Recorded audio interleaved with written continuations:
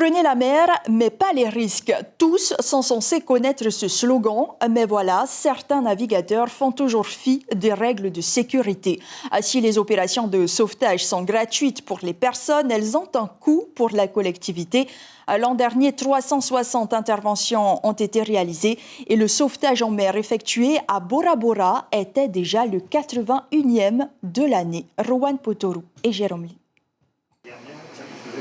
C'est vers 19h dimanche soir qu'a eu lieu l'alerte de détresse concernant un Potimarara en panne de carburant entre Taha et Bora Bora.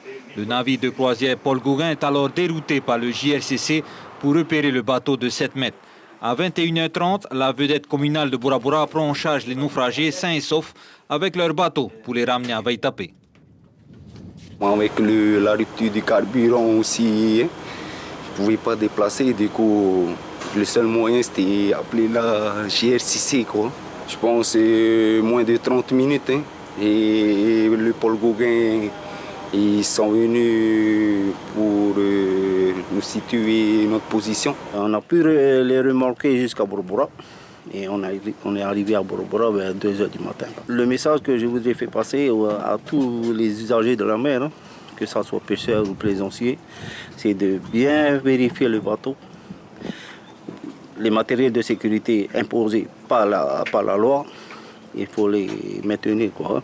Pour cette opération de sauvetage qui pouvait être évitée, il y a tout de même un coût. En général, pour l'ensemble des opérations, le ratio est de 1 pour 1000. Autant dit qu'elles peuvent chiffrer à hauteur de 30 millions pacifiques, voire plus. Alors qu'un kit de sécurité revient à un peu plus de 30 000 francs. Le nombre d'opérations, c'est pas énorme ici, mais ça fait plus d'une par jour, mais ce qui n'est pas énorme comparé à ce qu'on peut avoir en métropole. Mais la seule différence ici, c'est que la surface est immense et que parfois les opérations se passent très très loin de Tahiti, où sont concentrés l'ensemble des moyens qui peuvent intervenir. Et ça rend compliqué les choses.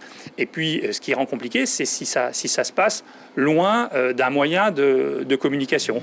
Avec les campagnes de sensibilisation sur la sécurité en mer, on assiste tout de même à une prise de conscience de la population. En 2021, il y a eu 45% de déclarations de sortie en mer en plus par rapport à l'année précédente. L'information en continu sur Polynésie la première, Internet et réseaux sociaux.